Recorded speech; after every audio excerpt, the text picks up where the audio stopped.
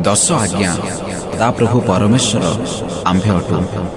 आंभ साक्षात तुम्भर आउ कौनसी देवता हेब नाही। तुम्भे आपणा निमंते कौनसी खोदित प्रतिमा निर्माण करिब नाही कि उपरिस्थ स्वर्गरे कि निचस्थ पृथ्वी रे कि पृथ्वीर निचस्थ जलरे थिबा कौनसी वस्तुर प्रतिमूर्ति निर्माण करिब नाही। तुम्भे सेमानंकु प्रणाम करिब नाही कि सेमानंकर सेवा करिब नाही, जेहेतु आंभे तुम्भर सदाप्रभु परमेश्वर स्वगौरव रक्षण उद्योगी परमेश्वर अटु।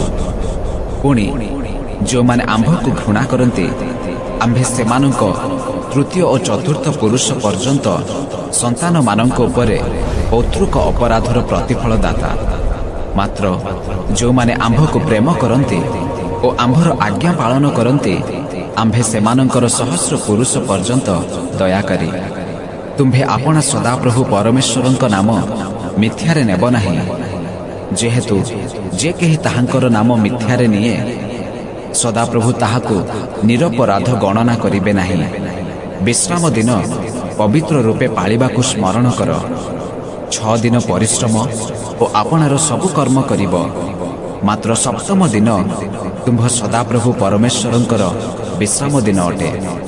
तहिरे तुम्भे कि तुम्भर पुत्र कि तुम्भर कन्या, तुम्भर दास कि दासी, तुम्भर पशु कि तुम्भर नगर द्वारवर्ती विदेशी केही कौनसी कार्य करिब नाही।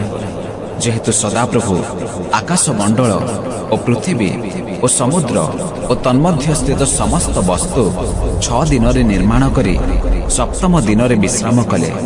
एहेतु सदाप्रभु विश्राम दिन को आशीर्वाद करी पवित्र करिअछन्ति। तुम्भे आपणा पिता और आपणा माता को संभ्रम कर।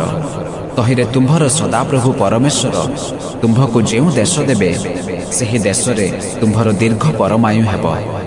तुम्भे नरहत्या करिब नाही, तुम्भे व्यभिचार करिब नाही, तुम्भे चोरी करिब नाही, तुम्भे आपणा प्रतिवासी विरुद्ध रे मिथ्या साक्ष्य देब नाही, तुम्भे आपणा प्रतिवासीर गृह को लोभ करिब नाही, तुम्भे आपणा प्रतिवासीर भार्या कि दास कि दासी कि ताहार गोरु कि गध कि तुम्भ प्रतिवासीर कौनसी वस्तु को लोभ करिब नाही।